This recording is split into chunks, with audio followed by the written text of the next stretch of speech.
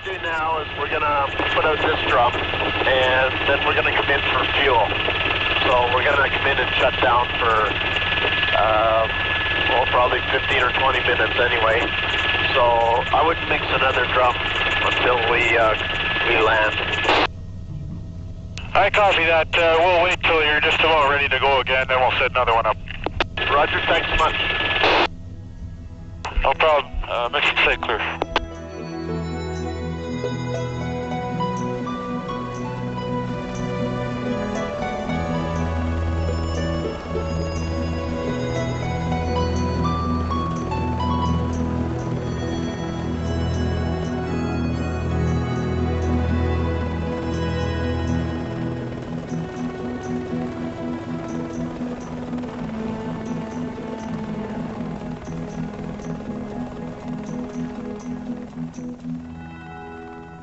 It's burning pretty much as we expected.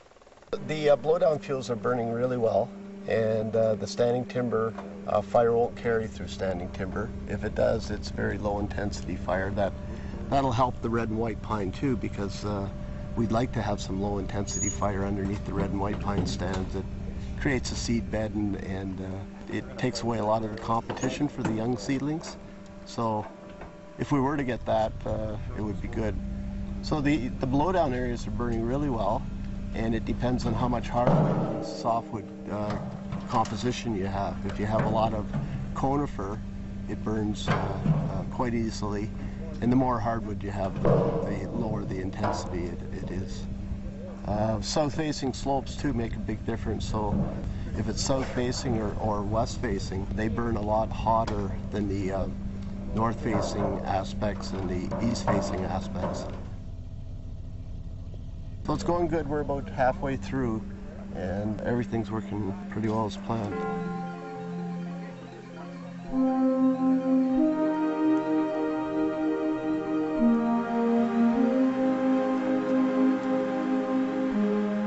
This is our mixing site, and the prescribed burn that we're doing is just over the hill a couple miles away.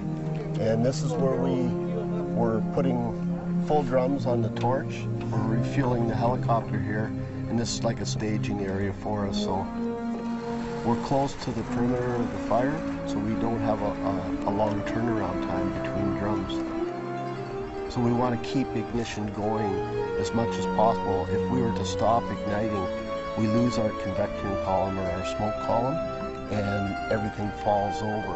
And that's when you're receptive to spotting. So we want to keep that column straight up in the air as we can, and that way burning embers and stuff will burn themselves out in the air without landing and causing a spot fire or a jump fire.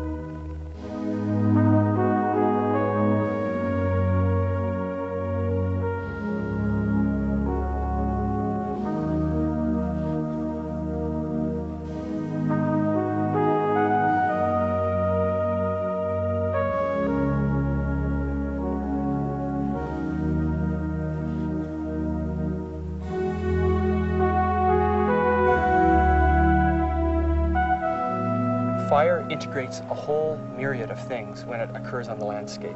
It's not just one thing. It doesn't just create a big opening in the forest. It results in nutrient cycling. So there's nitrogen released on these sites, there's potassium, there's calcium, magnesium. These are all elements that plants and trees use for growth. My name is Tim Lynham, and I'm a Forest Fire Research Officer with the Canadian Forest Service. We have very little crown scorch or damage to the needles on these pine trees, and so the trees are all right. If we had really done a lot of damage to the crowns with high-intensity fire, then there's a chance the trees would have died, but these look really good. There's very little damage to the crowns. So they're going to continue to grow here and do well. The very first branches that happen on the tree are way up there, sometimes 15 meters high. So the flames can't get up there and scorch the needles, which are taking in the nutrients type of thing. So they've adapted themselves to withstand fire, and they actually need it for their maintenance and new generations. So I think that's kind of cool. So even if we don't get enough seed from the current cone crop, which is up there now, I mean, these trees could easily produce another crop in another few years. Yeah. And this site will still be receptive to seedling, to germination. The fact that these seed trees are here, it's been a bonus. Right.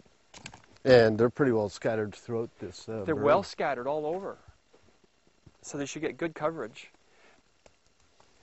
People may not know it, but magnesium is very important because magnesium is an element that forms the core of the chlorophyll molecule, which is what trees produce. I mean, that's what makes them look green, is chlorophyll. So these things are very, very important because over a long period of time, when a forest is growing and maturing, it's taking nutrients out of the soil. But eventually, something comes along like a fire or a blowdown or insects and disease. Something happens, and what follows from that is that those nutrients can be returned to the soil from the trees. And fire is a chemical process that allows that to happen very quickly. Yeah, often when you get a fire through, it'll scar the base of the tree. They call them church doors or cat faces, and this is typical. This tree has been burnt before, and now we've had fire reintroduced, which it's the fire ecology studies indicated that a fire usually burns a given portion of Quetico 78 years, so this was probably at least 70 or 100 years ago. Yeah. Yeah. And it's kind of like burning your skin. I mean, the tree tries to heal over the original wound. It grows around, the living part of the cambium tries to grow around it, but it never usually closes completely unless it gets a lot of years of growth.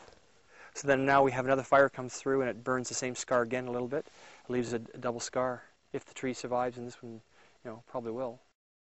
I'm always amazed how the trees have adapted themselves to fire. So white and red pine, for example, who have adapted themselves to fire and actually require fire for their maintenance in the ecosystem.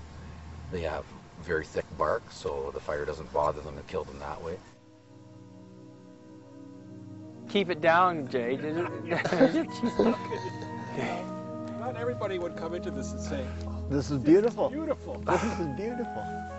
It is. You've achieved your objective, which was to reduce the hazard. Yep. And a lot of ecological objectives.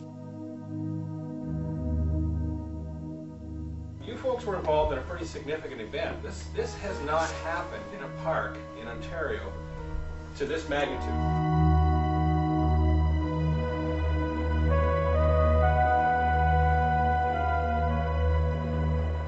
We hope to follow along in the shadow of your great successes. From our perspective, everything went really well, and we learned a lot from what you guys did today. We appreciate that. Not only because you guys took the first risk and stepped out there on the edge before we did, but it went real well, and we plan on staying real close with you folks as we move on to this next year. Some fire is bad, and man is part of the ecosystem too, and there's a need to protect the structures and the infrastructure and people and the things we value from the unwanted effects of fire. But fire is a part of the ecosystem. It was here before us. We need to respect it.